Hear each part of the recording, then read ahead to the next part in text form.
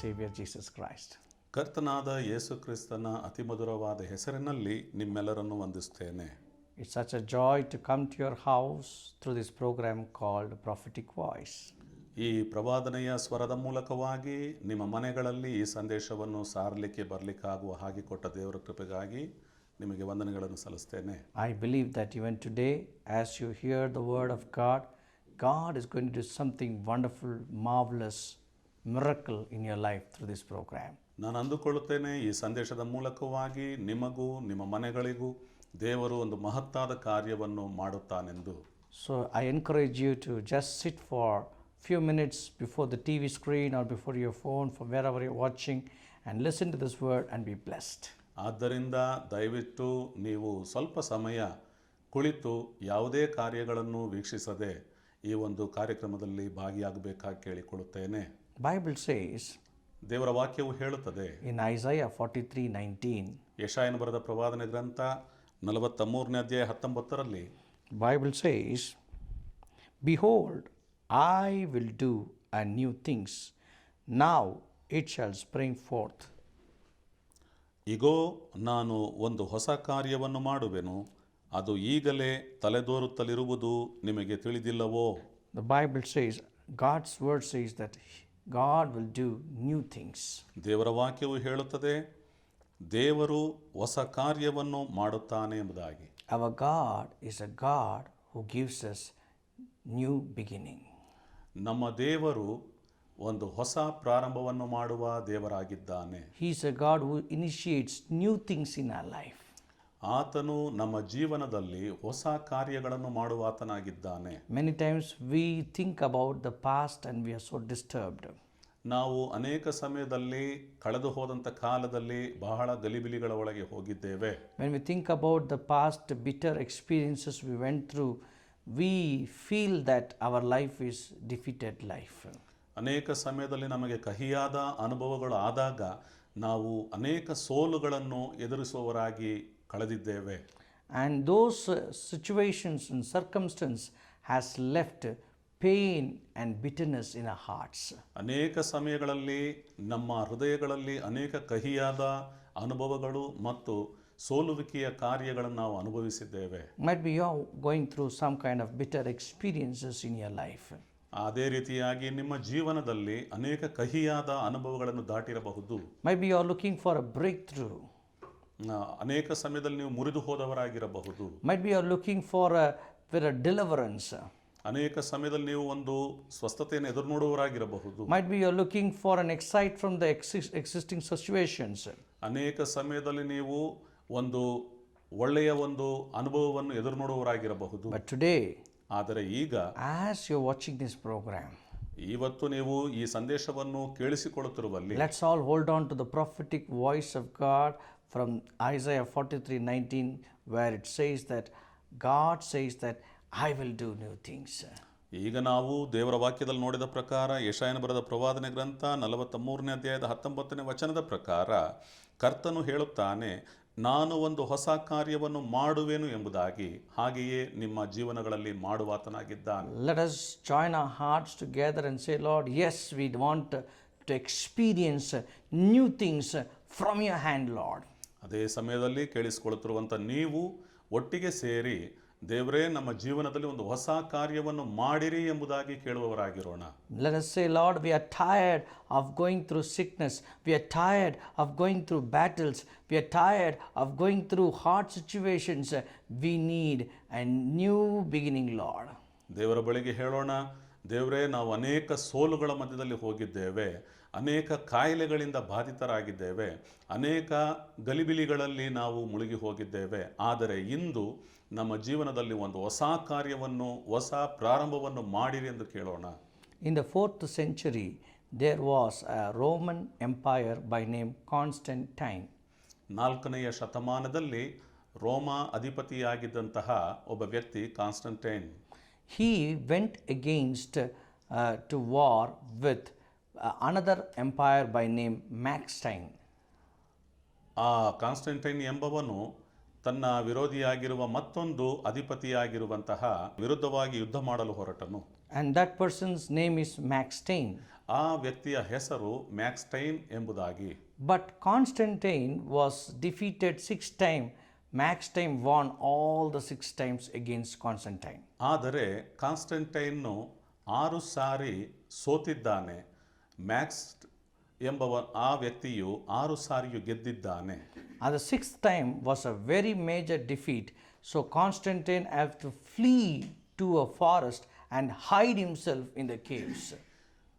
6ನೆಯ ಸಾರಿ ಕಾನ್ಸ್ಟಂಟೈನ್ನು ಬಹಳ ಕೆಟ್ಟದಾದ ರೀತಿಯಲ್ಲಿ ಸೋಲನ್ನು ಅನುಭವಿಸಿ ಅರಣ್ಯದಲ್ಲಿ ತನ್ನನ್ನು ಬಚ್ಚಿಟ್ಟುಕೊಳ್ಳುವ ರೀತಿಯಲ್ಲಿ ಓಡುವವನಾಗಿದ್ದಾನೆ. And he was hiding in the caves ಅವನು ಅರಣ್ಯದಲ್ಲಿ ಗುಹೆಗಳಲ್ಲಿ ಅವನು ಓಡುವವನಾಗಿದ್ದನು. with fear, ಭಯದಿಂದ ನಡುವವನಾಗಿದ್ದನು. without hope. ಅವನಿಗೆ ಯಾವುದೇ ಭರವಸೆ ಇರಲಿಲ್ಲ. He didn't have any kind of good sight about his future. ಅವನಿಗೆ ಮುಂದಿನ ಜೀವನದ ಯಾವುದೇ ಒಂದು ಭರವಸೆಯೂ ಅವನಿಗಿರಲಿಲ್ಲ. In that difficult times, ಅಂತಹ ಒಂದು ಕಷ್ಟಕರವಾದ ಸಮಯದಲ್ಲಿ that night he had a dream. ಆವತ್ತು ರಾತ್ರಿ ಅವನಿಗೊಂದು ಕನಸು ಬಿತ್ತು. In that dream, ಆ ಕನಸಿನಲ್ಲಿ he had a vision. He had a dream about cross.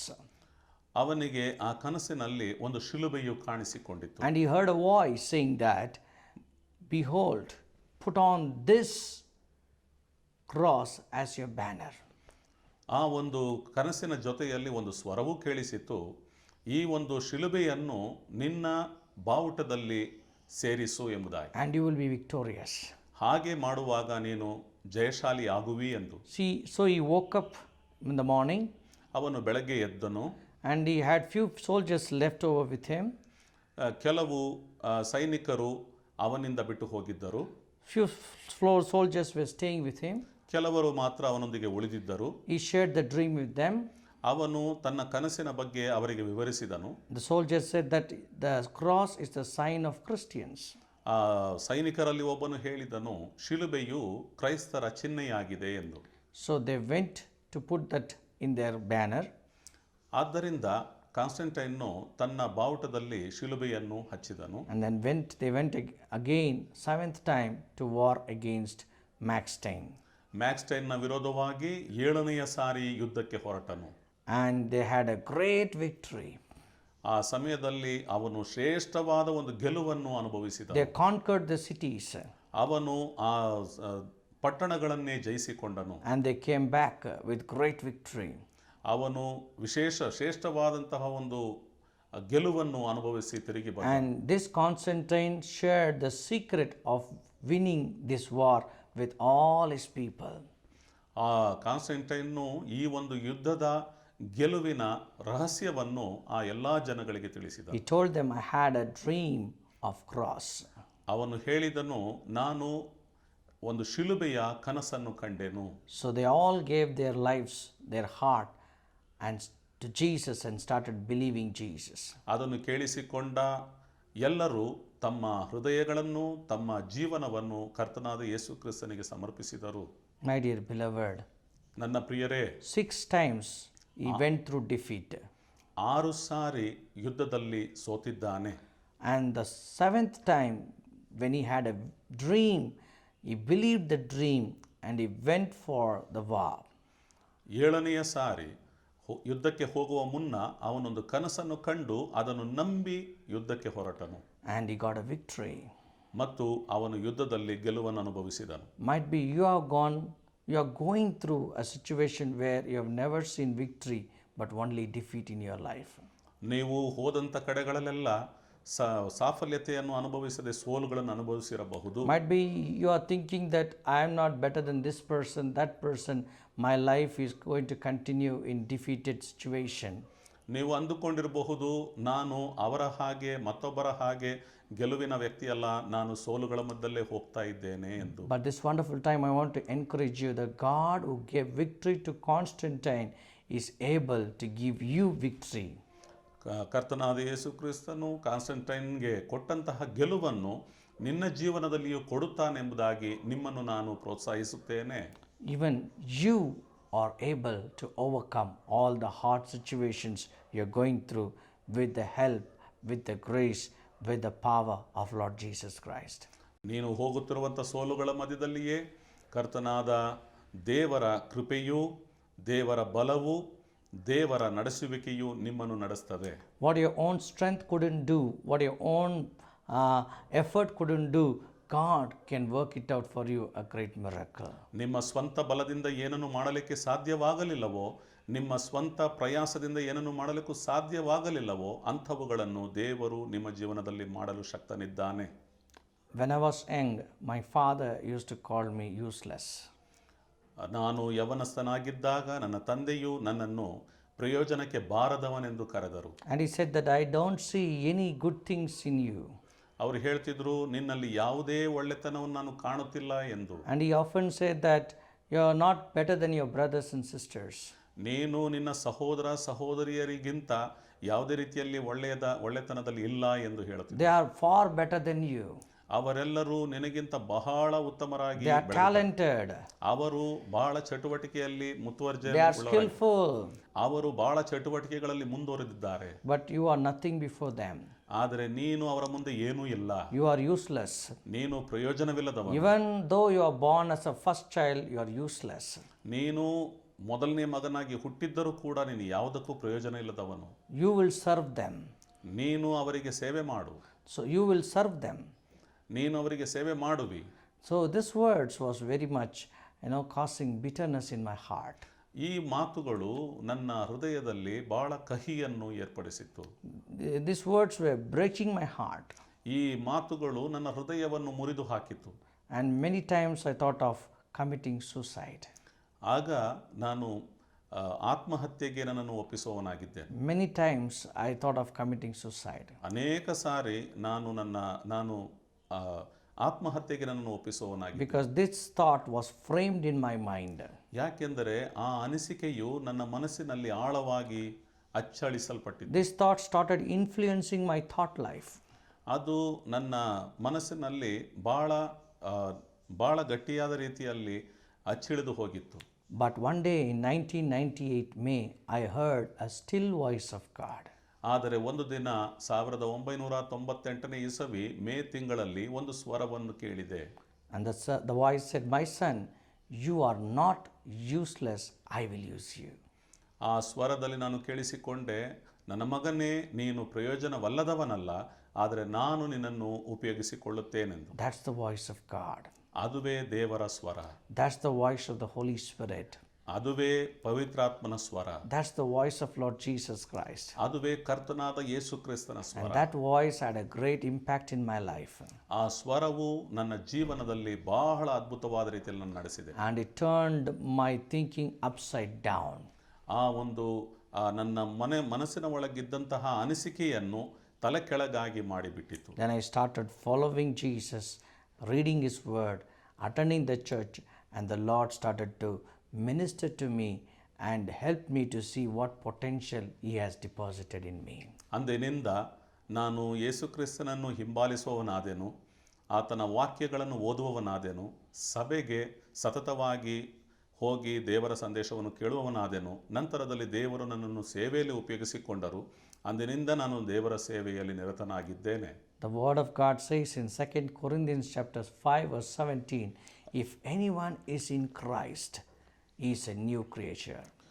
ದೇವರ ವಾಕ್ಯದಲ್ಲಿ 2 ಕೊರಿಂಥದವರಿಗೆ ಬರೆದಂತಹ ಪತ್ರಿಕೆಯಲ್ಲಿ ವಾಕ್ಯವು ಹೇಳಲ್ಪಡುತ್ತದೆ, ಒಬ್ಬನು ಕ್ರಿಸ್ತನಲ್ಲಿದ್ದರೆ ಅವನು ನೂತನ ಸೃಷ್ಟಿಯಾಗಿರುವನು ಎಂಬುದಾಗಿ. New creation. ಅವನು ನೂತನ ಸೃಷ್ಟಿಯಾಗಿದ್ದಾನೆ. All old things are gone. ಹಳೆಯವುಗಳೆಲ್ಲ ಅಳಿದು ಹೋಯಿತು ಎಂದು. My dear beloved, ನನ್ನ ಪ್ರಿಯರೇ, are you expecting new things to happen in your life? ನಿನ್ನ ಜೀವನದಲ್ಲಿ ಒಂದು ಹೊಸ ಕಾರ್ಯವು ನಡೆಯುವುದನ್ನು ನೀನು ಎದುರು ನೋಡುತ್ತೀಯೋ? Are you expecting that old defeat to go out of your life? ನಿನ್ನ ಜೀವನದಲ್ಲಿ ಕಳೆದು ಹೋದಂತಹ ಹಳೆಯ ಸೋಲುಗಳು ನಿನ್ನ ಜೀವನವನ್ನು ಬಿಟ್ಟು ಹೋಗಬೇಕೆಂದು ಬಯಸ್ತೀಯೋ? Do you want new things to come? ನೀನು ನೆನೆಸ್ತೀಯೋ ಹೊಸ ಕಾರ್ಯಗಳು ನನ್ನ ಜೀವನದಲ್ಲಿ ಬರಲಿ ಎಂಬುದಾಗಿ?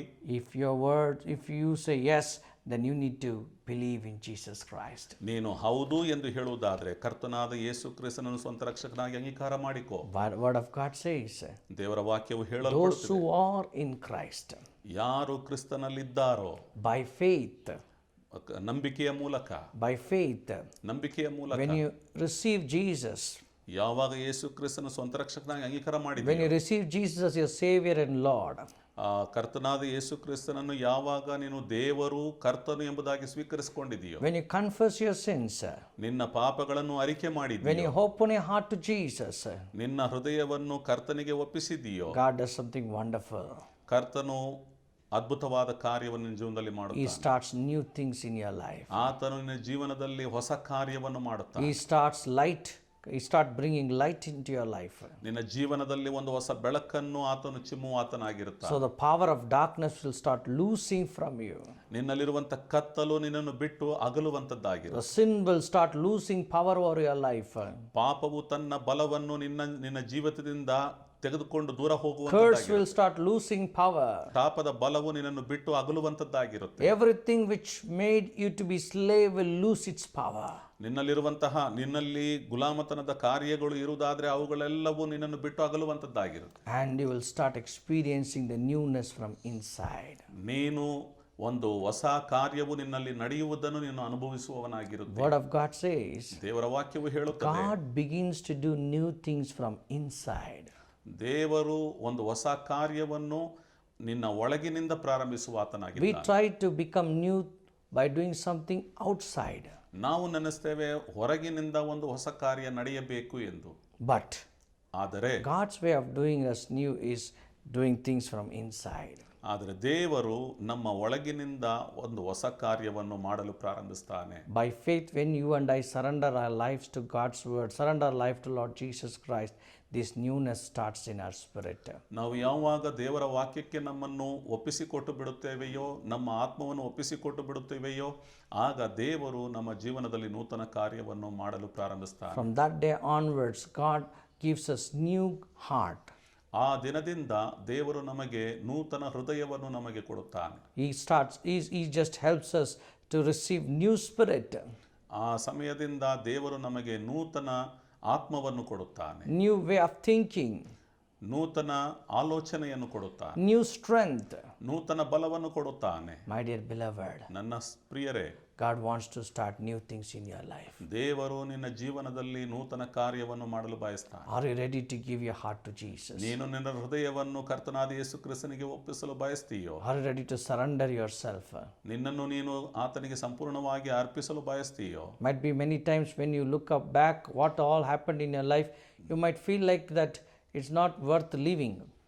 ನೀನು ನಿನ್ನ ಕಳೆದ ಜೀವನಗಳನ್ನು ಹಿಂದೆ ತಿರುಗಿ ನೋಡುವುದಾದರೆ ನನ್ನ ಜೀವನವು ಆತಕ್ಕೂ ಪ್ರಯೋಜನವಲ್ಲದ್ದಾಗಿದೆ ಎಂದು ನೀನು ಅಂದುಕೊಂಡಿರಬಹುದು. Might be people around you have said something negative about you. ನಿನ್ನ ಸುತ್ತಮುತ್ತಲಲ್ಲಿರುವಂತಹವರು ನಿನ್ನ ಕುರಿತಾಗಿ ಕೆಟ್ಟದಾದ ರೀತಿಯಲ್ಲಿ ಹೇಳಿಕೊಂಡಿರಬಹುದು. Might be nothing good you have tasted in your life. ನೀನು ನಿನ್ನ ಜೀವನದಲ್ಲಿ ಒಳ್ಳೆಯವುಗಳನ್ನು ರುಚಿ ನೋಡದೇ ಇದ್ದಿರಬಹುದು. But today, ಆದರೆ ಇವತ್ತು God is inviting you for victorious life. ದೇವರು ನಿನ್ನನ್ನು ಆಹ್ವಾನಿಸ್ತಾನೆ ಒಂದು ಜಯದ ಜೀವನಕ್ಕಾಗಿ. God is inviting you for the life filled with the joy of God. ನಿನ್ನನ್ನು ಕರ್ತನು ಆಹ್ವಾನಿಸ್ತಾನೆ ಒಂದು ನೂತನ ಸಂತೋಷದಲ್ಲಿ ಜೀವನ ಮಾಡುವುದಕ್ಕಾಗಿ. He wants to transform you from inside. ಆತನು ಬಯಸ್ತಾನೆ ನಿನ್ನ ಅಂತರಂಗವನ್ನು ಬದಲಾಯಿಸುವುದಕ್ಕಾಗಿ. Are you willing to accept him this wonderful day? ಈ ದಿನವನ್ನು ನೀನು ಸ್ವೀಕರಿಸಿಕೊಳ್ಳಿಕ್ಕೆ ಒಪ್ಪಿಕೊಳ್ಳುತ್ತೀಯೋ? If you open your heart, ನೀನು ನಿನ್ನ ಹೃದಯವನ್ನು ತೆರೆದರೆ, Bible says in Revelation chapter 3 verse 20, ದೇವರ ವಾಕ್ಯವು ಹೇಳುತ್ತದೆ, ಪ್ರಕಟಣೆಯ ಗ್ರಂಥ 3rd chapter 20th verse, 3ನೇ ಅಧ್ಯಾಯ 20ನೇ ವಚನದಲ್ಲಿ ಹೇಳಲ್ಪಡುತ್ತದೆ, I am knocking at the doors of your heart. ನಾನು ನಿಮ್ಮ ಹೃದಯದ ಬಾಗಿಲನ್ನು ತಟ್ಟುತ್ತಾ ಇದ್ದೇನೆ. If you hear and open your doors, I will come inside and live with you. ನೀನು ತೆರೆಯುವುದಾದರೆ ನಾನು ಒಳಗೆ ಬಂದು ವಾಸ ಮಾಡುತ್ತೇನೆ. God is expecting you to be receptive to his word. ದೇವರು ಎದುರು ನೋಡ್ತಾನೆ, ಆತನ ವಾಕ್ಯವನ್ನು ನೀನು ಸ್ವೀಕರಿಸಿಕೊಳ್ಳಬೇಕೆಂದು. He is inviting you with outstretched arms. ದೇವರು ನಿನ್ನನ್ನು ಎದುರು ನೋಡುತ್ತಾನೆ, ನೀನು ಆತನನ್ನು ಸ್ವಂತ ರಕ್ಷಕನಾಗಿ ಸ್ವೀಕರಿಸಿಕೊಳ್ಳಬೇಕು. All that you need to do is believe in Lord Jesus. ಎಲ್ಲವೂ ಮುಖ್ಯವಾದದ್ದು ಹೇಳಿದ್ರೆ ಕರ್ತನಾದ ಯೇಸು ಕ್ರಿಸ್ತನ ನಂಬಬೇಕು ಅಷ್ಟೇ. And you need to receive his forgiveness. ಮತ್ತು ಆತನು ಕೊಡುವಂಥ ಕ್ಷಮಾಪಣೆಯನ್ನು ಹೊಂದಿಕೊಳ್ಳಬೇಕು. And you need to surrender your life to Jesus. ಮತ್ತು ಕರ್ತನಾದ ಯೇಸು ಕ್ರಿಸ್ತನಿಗೆ ನಿನ್ನ ಜೀವನವನ್ನು ಅರ್ಪಿಸಿ ಬಿಡಬೇಕು. And His word will start working new things from within you. ಆಗ ಆತನ ವಾಕ್ಯಗಳು ನಿನ್ನಲ್ಲಿ ಹೊಸ ಕಾರ್ಯವನ್ನು His ಪ್ರಾರಂಭಿಸುತ್ತದೆ. Spirit will start beginning new things in your life. ಆತ್ಮನು ನಿನ್ನಲ್ಲಿ ಹೊಸ ಕಾರ್ಯವನ್ನು ಮಾಡಲು ಪ್ರಾರಂಭಿಸ್ತಾನೆ. And you will experience a great victory.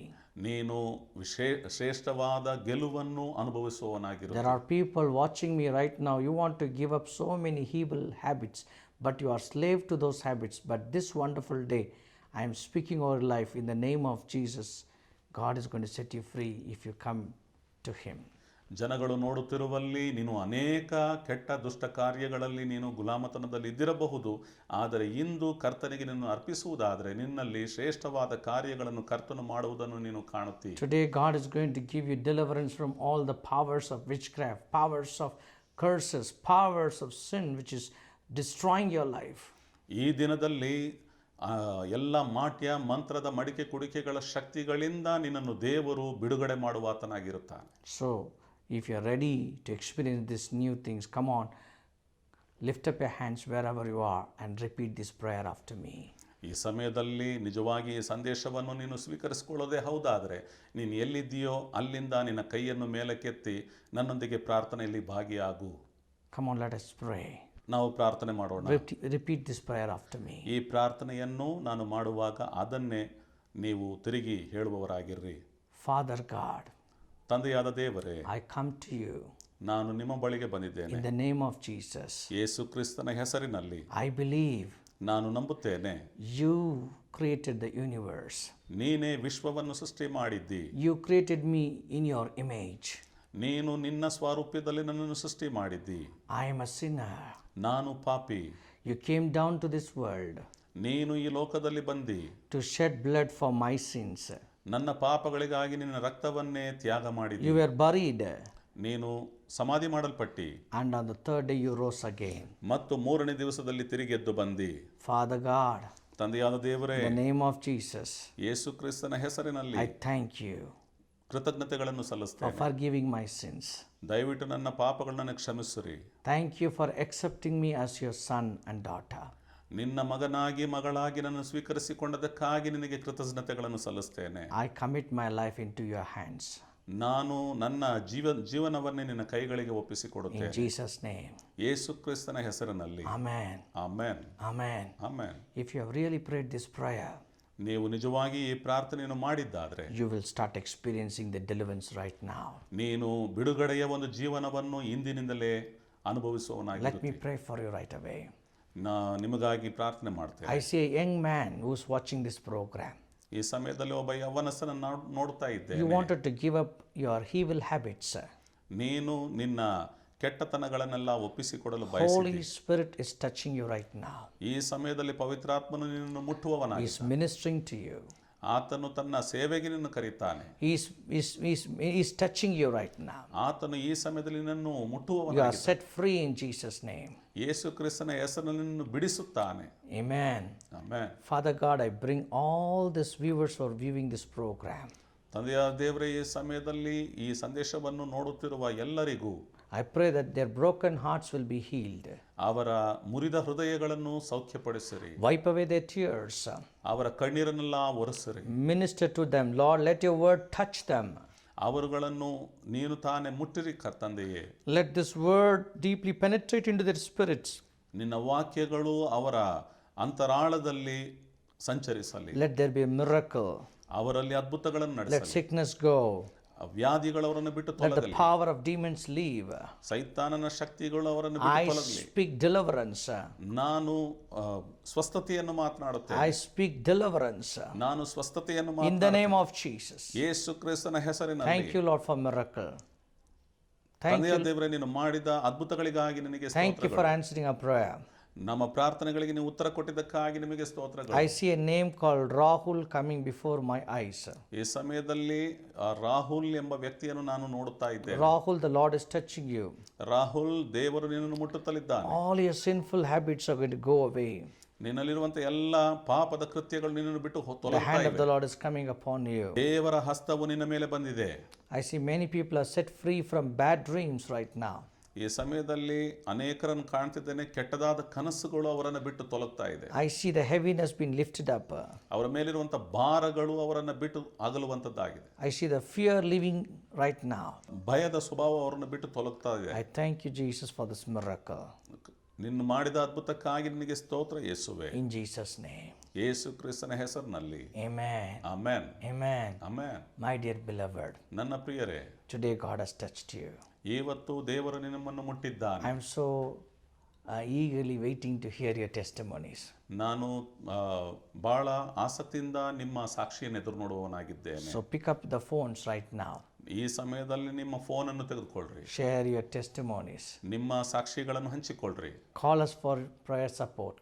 ನಮ್ಮನ್ನು ಪ್ರಾರ್ಥನೆಯ ಸಹಾಯಕ್ಕಾಗಿ ಕರೆದುಕೊಳ್ಳಬಹುದು. Our prayer warriors are waiting to receive your call. ನಮ್ಮ ಪ್ರಾರ್ಥನೆಯ ಸಂಘದವರು ನಿಮಗಾಗಿ ಪ್ರಾರ್ಥನೆ ಮಾಡಲು ಕಾಯುತ್ತಲಿದ್ದಾರೆ. And not only that, ಅದು ಮಾತ್ರವಲ್ಲದೆ, if you like to support this program, you're welcome to do that. ನೀವೊಂದು ವೇಳೆ ಈ ಒಂದು ಸೇವೆಗೆ ಸಹಾಯವಾಗಿ ನಿಲ್ಲೋದಾದರೆ ನಿಮ್ಮ ಸಹಾಯಗಳನ್ನು ಮಾಡಬಹುದು. May the Lord bless you. ದೇವರು ನಿಮ್ಮನ್ನು ಆಶೀರ್ವದಿಸಲಿ. You can see the below informations given on the screen.